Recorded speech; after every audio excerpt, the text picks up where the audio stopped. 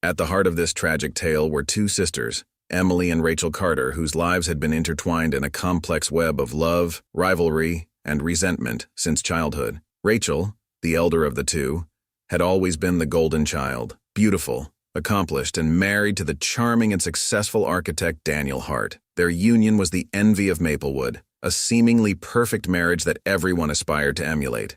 Emily and Rachel were born into a family of modest means. Their father, a local fisherman, and their mother, a dedicated schoolteacher, worked hard to give their daughters a stable life. From an early age, it was clear that the two sisters were as different as night and day. Rachel, with her gentle demeanor, was the pride of her parents. She excelled in school, was beloved by her teachers, and seemed to navigate the social waters of Maplewood with effortless grace. Her path in life seemed predetermined: college, a respectable job, and eventually settling down with a good man to start a family. Emily, however, was a force of nature. From the moment she could walk, she possessed a wild spirit that both intrigued and unsettled those around her. While equally intelligent as her sister, Emily's academic achievements were often overshadowed by her rebellious nature and penchant for pushing boundaries. As they grew older, the differences between the sisters only became more pronounced.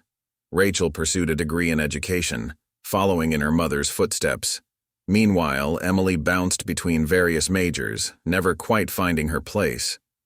It was during this time that Emily's manipulative tendencies began to surface. She could charm her way out of trouble, using her wit and allure to bend situations to her advantage. Emily's relationships were always intense but short-lived. She seemed to thrive on the chaos of new romances, only to grow bored once the initial excitement faded. This pattern left a trail of broken hearts and bitter exes in her wake, further cementing her reputation as the black sheep of Maplewood. Rachel, on the other hand, had returned to her hometown after college and quickly caught the eye of Daniel Hart, a rising star in the world of architecture. Daniel had come to Maplewood to oversee the restoration of the town's historic lighthouse, but found himself captivated by the town's gentle beauty, both in its landscape and in Rachel herself. Their courtship was swift and passionate, culminating in a fairy tale wedding that was the talk of the town for months. Daniel's career continued to flourish, and soon he and Rachel were living in a beautiful home overlooking the ocean.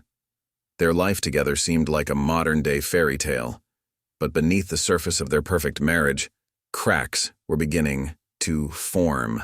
Rachel, always the dutiful daughter and wife, found herself yearning for something more.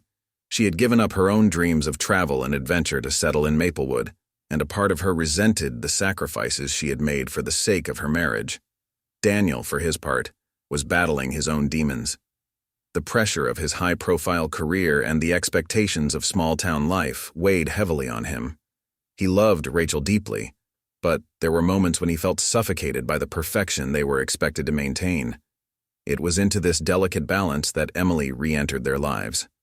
After years spent drifting from city to city, she returned to Maplewood claiming she wanted to reconnect with her roots. In reality, she was running from yet another failed relationship and mounting debts, seeking refuge in the only place she knew would take her in.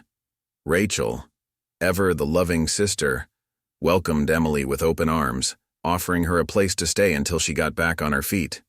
But as Emily settled into life in the Hart household, the dynamics between the three began to shift in subtle yet profound ways. The stage was set for a drama that would shake Maplewood to its very core, forever altering the lives of all involved. Emily Carter stepped off the bus and onto the familiar cobblestone streets of Maplewood. The crisp ocean breeze tugged at her auburn hair, carrying with it memories she wasn't sure she wanted to confront. She glanced down the road that led to her parents' old house, now sold to strangers, and sighed. This wasn't home anymore, but Rachel was here. Rachel, with her perfect life, perfect husband, and perfect house. Emily knew she would be welcomed, but the thought filled her with a mix of comfort and bitterness. She adjusted the strap of her worn leather bag, took a deep breath, and started walking. Rachel's home stood proudly on a hill overlooking the sea. It was an elegant craftsman-style house with a wraparound porch and large bay windows. As Emily approached, she noticed the flower beds were impeccably maintained, the porch swing gently swaying in the breeze.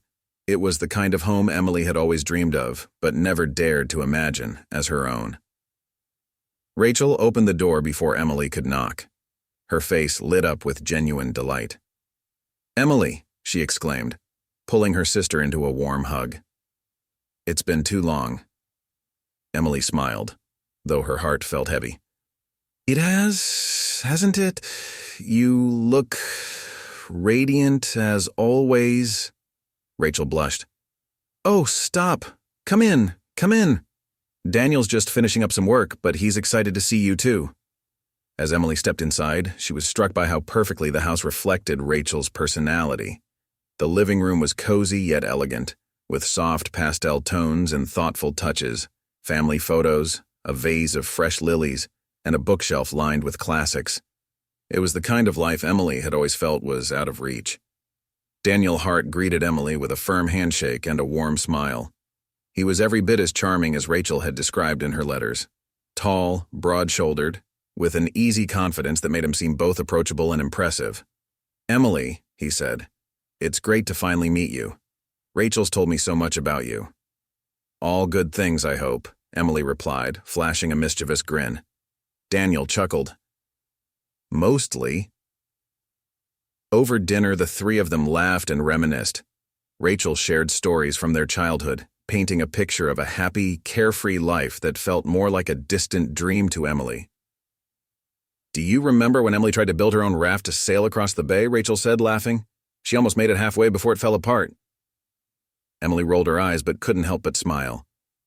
"That raft was a masterpiece, thank you very much. It just some structural issues." Daniel leaned in, his blue eyes twinkling with amusement. "I'll have to hear more about your adventures, Emily. Sounds like you've had quite the life." Emily met his gaze, and for a moment something unspoken passed between them. A flicker of intrigue, of curiosity. She quickly looked away, feeling a pang of guilt she couldn't quite explain. In the weeks that followed, Emily settled into life at the Hart household. She found a job at a local boutique and began to rebuild her life. Rachel was as supportive as ever, always offering advice and encouragement. But tensions began to surface in small, almost imperceptible ways.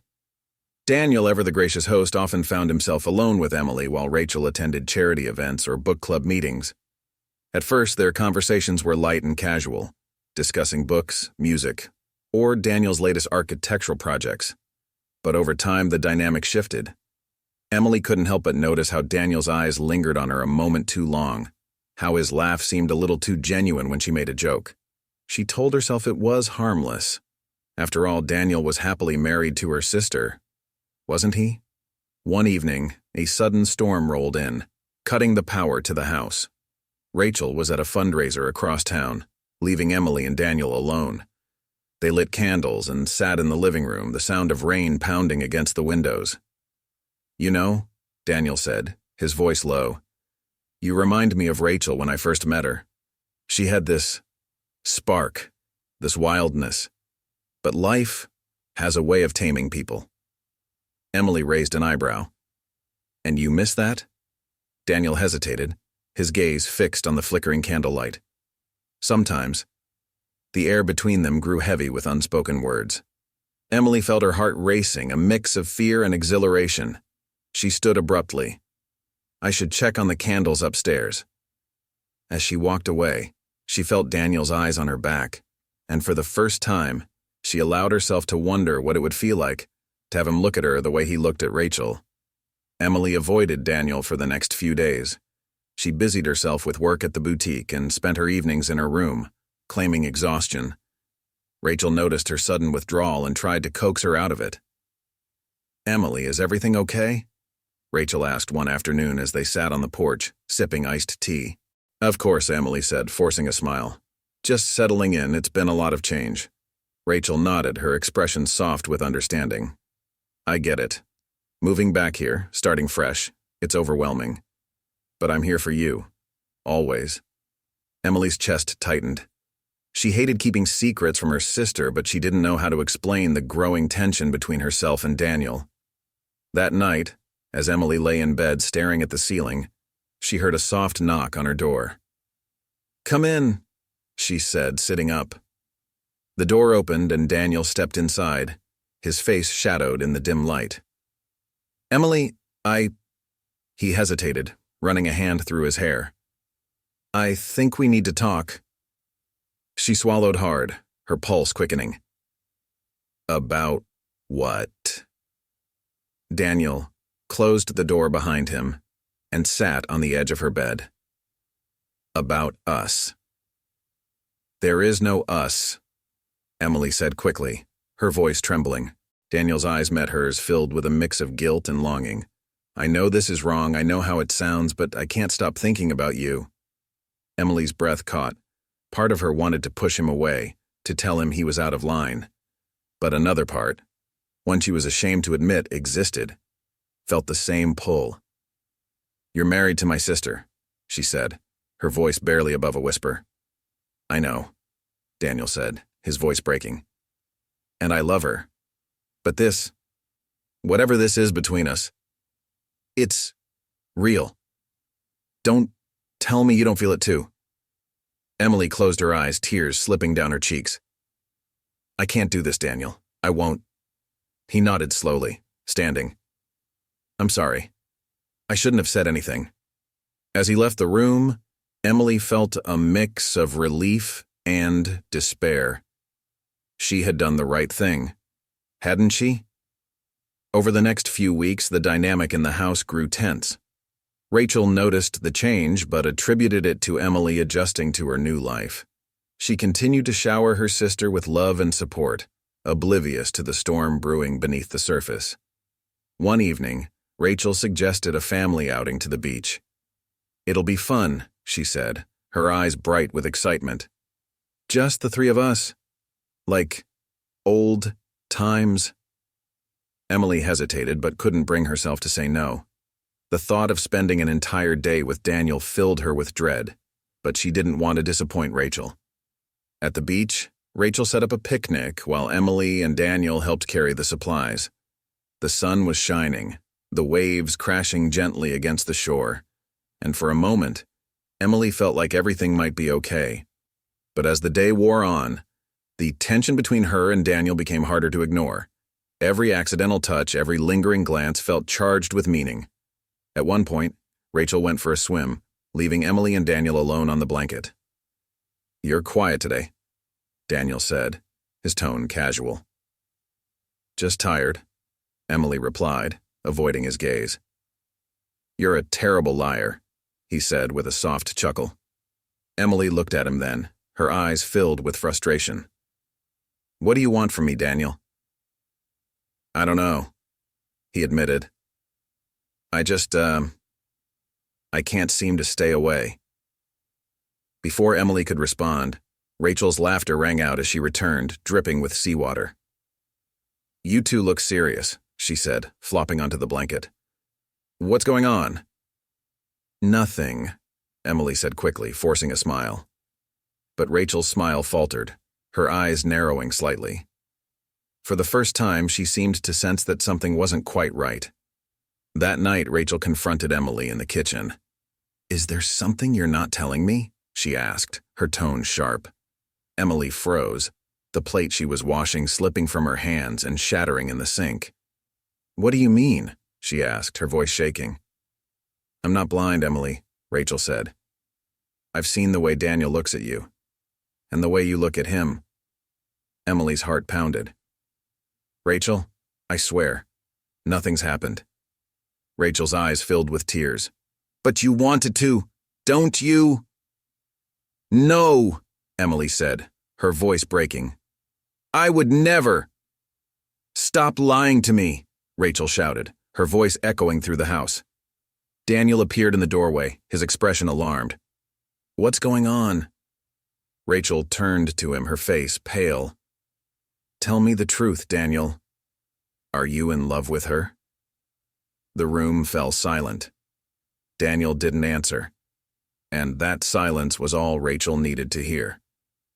Rachel packed a bag and left that night, refusing to listen to either of them. Emily tried to stop her, but Rachel wouldn't even look at her. "You've already taken enough from me," Rachel said, her voice cold. Emily watched her sister drive away, tears streaming down her face. She turned to Daniel, her anger boiling over. "This is your fault," she said, her voice trembling. "You should have kept your distance." "And you should have left when you realized how I felt," Daniel shot back. Emily stared at him, her chest heaving with anger and grief. "I'm leaving tomorrow. Don't try to stop me." Emily left the next morning, her belongings packed into a single suitcase. She hadn't slept, her mind racing with regret and heartbreak. She hadn't just lost her sister, she had betrayed her. As she drove away from the coastal town, she promised herself she would make things right, no matter how long it took. Emily found a small apartment in the city, where she'd attended college. The bustling streets and constant activity were a welcome distraction. She threw herself into work, taking on extra shifts at a local cafe while searching for a job in her field. But no matter how busy she kept herself, Rachel's devastated face haunted her. One evening, Emily sat down with a notebook and began to write. She wrote about her childhood with Rachel, their bond, their dreams, and the pain she had caused. It wasn't much, but it was a start. Rachel stayed with a friend in the next town over, her emotions a whirlwind of anger, sorrow, and confusion. For days she replayed the moments leading up to her discovery, wondering how she had missed the signs. Her friend Mia was a constant source of support. "You have every right to be upset," Mia said one night as they sat on her couch, sipping wine. "But holding on to this anger isn't going to help you heal." "I don't know how to let it go," Rachel admitted. "Start by focusing on yourself," Mia suggested. "Do things that make you happy. Rediscover who you are outside of your marriage and family." Rachel took Mia's advice to heart. She started painting again, something she hadn't done in years. She signed up for yoga classes and even joined a book club. Slowly, she began to feel like herself again. But thoughts of Emily and Anian still lingered, an ache she couldn't quite shake. Months passed before Emily found the courage to reach out to Rachel. She wrote a letter, pouring her heart onto the page. "Dear Rachel, I don't expect you to forgive me. I don't even know if I deserve it, but I need you to know how sorry I am. Hurting you is the biggest regret of my life. You were always the strong one, the kind one, the person I looked up to. I let you down in the worst way possible, and I hate myself for it. I'm not asking for us to go back to the way things were. I just want you to know that I'm working on being better, on being someone you could be proud of again. I love you, Rachel. I always have, and I always will." Emily mailed the letter, her hands trembling as she slid it into the mailbox. When Rachel received the letter, her initial reaction was anger. She considered tearing it up without reading it, but curiosity got the better of her. As she read Emily's words, her anger softened, replaced by a deep sadness. She could see the sincerity in her sister's apology, the pain Emily was carrying. Rachel didn't respond right away. She needed time to process her feelings, but she kept the letter, tucking it into the drawer of her nightstand. Daniel, meanwhile, was struggling with his own guilt. Rachel had filed for divorce shortly after leaving, and he couldn't blame her. He had destroyed their marriage, and for what? A fleeting infatuation? He tried reaching out to Rachel, but she refused to speak to him. He considered reaching out to Emily, but decided against it. He knew he needed to face the consequences of his actions alone. Daniel started therapy, hoping to understand the choices he had made and how to avoid repeating them. It was a slow, painful process, but he was determined to become a better person. Nearly a year after the fallout, Rachel and Emily crossed paths at their childhood home.